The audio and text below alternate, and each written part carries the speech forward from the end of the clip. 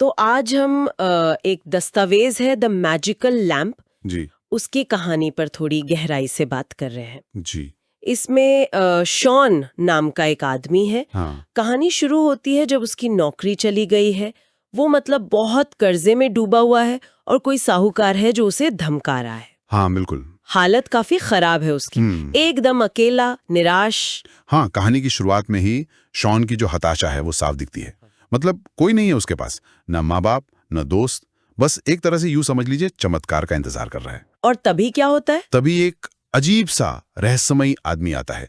उसके हाथ में एक पुराना सा चिराग है। अच्छा।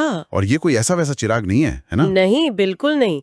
वो आदमी बताता है कि भाई इसे रगड़ोगे तो एक जिन निकलेगा। जिन? हाँ, ऐसा जिन? और वो कोई भी इच्छा पूरी कर देगा, लेकिन एक शर्त है। शर्त? कैसी शर्त? शर्त यह है कि हर इच्छा पूरी होने पर दुनिया में कहीं कोई एक अनजान इंसान यूं ही मर जाएगा। अरे बाप रे, ये तो बहुत बहुत बड़ी कीमत है। हाँ, यहीं पर देखिए कहानी का जो नैतिक पेंच है वो सामने आता है कि कोई इंसान जरूरत में हो, बहुत ज्यादा मजबूर हो, तो वो क्या कीमत चुकाने को तैयार हो जाता है। और शॉन, उसने क्या किया? शॉन ने थोड़ी हिचकिचाहट तो हुई उसे, लेकिन फिर उसने चिराग ले लिया। ले लिया, ये जानते हुए भी? हाँ, ये जानते हुए भी। उसकी उस वक्त की जो जरूरत थी वो शायद इतनी ज्यादा थी कि उसने कहा मुझे परवाह नहीं अगर कोई मरता है तो। ये दिखाता है कि निराशा इंसान से क्या कुछ करवा सकती है। बिल्कुल।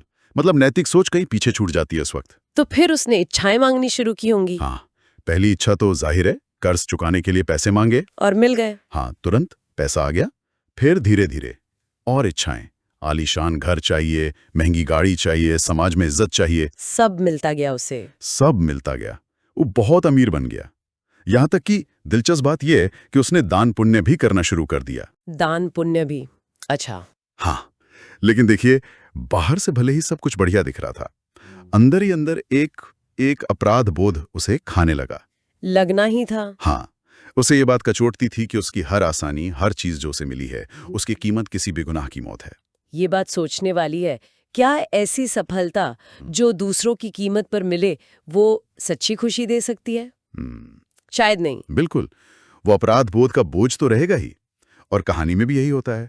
हाँ, और इसी अपराध बोध से तंग आकर कहानी में एक बहुत बड़ा मोड़ आता है ना? जी बिल्कुल। शॉन जिनको फिर से बुलाता है और इस बार एक आखिरी इच्छा मांगता है। क्या इच्छा? एक नेक इच्छा। वो कहता है मेरी वजह से जितने भी लोग मरे हैं उन सबको वापस जिंदा कर दो। अरे वाह, ये तो उसने बहुत बड़ा कदम उठाया। हाँ बिल्कुल, और जिनने इच्छा पूरी भी कर दी। जितने लोग मरे थे सब जिंदा हो गए। अच्छा, फिर तो सब ठीक हो गया होगा। नहीं, यहीं पर एक और पेच है। जिन ने कहा ठीक है सब जिंदा हो गए, लेकिन चूंकि तुमने ये भी एक इच्छा मांगी है तो नियम के हिसाब से अब किसी को मरना होगा। ओहो। शॉन ने सोचा चलो ठीक है, इतने सारे लोगों को मैंने बचा लिया, अब सिर्फ एक ही इंसान मरेगा। वो शायद इस बात से थोड़ा संतुष्ट हो गया। उसने सोचा होगा कि कोई और अनजान मरेगा शायद, लेकिन विडंबना देखिए, क्या हुआ? इस बार मरने वाला कोई और नहीं था, वो खुद शॉन था। शॉन खुद मर गया? हाँ, जैसे ही इच्छा पूरी हुई उसके सीने में जोर का दर्द उठा और वो वहीं मर गया। अपनी गलतियों को सुधारने की जो उसकी कोशिश थी, उसकी कीमत भी उसी की जान निकली। बाप रे। मतलब उस चिराग के नियम से वो बच नहीं पाया। नहीं बच पाया। ये कहानी यही दिखाती है कि कुछ रास्तों पर चलने के बाद उनके अंजाम से शायद बचना मुमकिन नहीं होता, भले ही आप बाद में सही करना चाहें। वो एक जाल जैसा है। और कहानी यहाँ खत्म नहीं होती, जहाँ तक मुझे याद है। नहीं, खत्म नहीं होती। शॉन के मरने के बाद वो रहस्यमय आदमी फिर से आता है। वही आदमी? हाँ, वही आदमी। वो आता है, चिराग उठाता है और ये सोचता हुआ चला जाता है कि हमेशा किसी ना किसी को एक नई शुरुआत की जरूरत होती है। मतलब वो चिराग किसी और को देने जा रहा है। हाँ, मतलब ये सिलसिला, ये चक्र चलता रहेगा। तो इस कहानी का सार क्या निकाले? क्या सीख मिलती है इससे? देखिए, मेरे ख्याल से सबसे बड़ी बात यह है कि जो तुरंत मिलने वाले समाधान होते हैं, जो शॉर्टकट लगते हैं, उनका लालच बहुत खतरनाक हो सकता है। हाँ, उनकी एक छिपी हुई कीमत होती है। बिल्कुल।